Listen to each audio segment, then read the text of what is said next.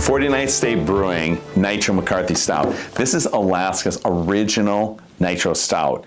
Not only that, but this beer is the first beer that we brewed in 2010 at our original location outside of Denali Park, Alaska.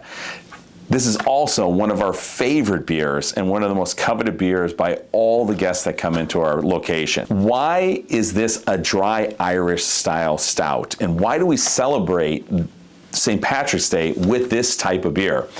It goes back hundreds of years ago where people in England and Ireland were brewing great beers, but the beer was not pushed with CO2. The beer was actually pushed with air, and air is made up of approximately 80% nitrogen. Those beers at the time that were being pushed out with that nitrogen created this smooth, creamy mouthfeel that people from that area came to know and love. This beer is a lower alcohol beer with this nitrogenated base, which creates this robust, rich flavor and this incredibly silky mouthfeel that really connects this Irish heritage of brewing to this Irish American heritage in the United States of celebrating St. Patrick's Day. St. Patrick was actually from England. He actually was taken over to Ireland and lived in Ireland for many years and fled Ireland back to England, where he grew to learn about Christianity. And St. Patrick's died on March 17th, and that's why we actually celebrate St. Patrick's Day. The town of McCarthy is actually named after this Irish pioneer named James McCarthy. That's where the name of this beer comes from. Even though people believe it's after my name, Kennecott Mine is featured on the imagery on all of these cans. And you would say, why is this the Kennecott Stout?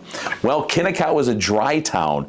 It was a mining town. You had to leave Kennecott to go to the original party town of McCarthy to celebrate, where all the gambling, the brothels, the bars, the places to celebrate and drink this type of stout were there. And that's why this is an ode to Alaska, an ode to one of the original party towns in Alaska.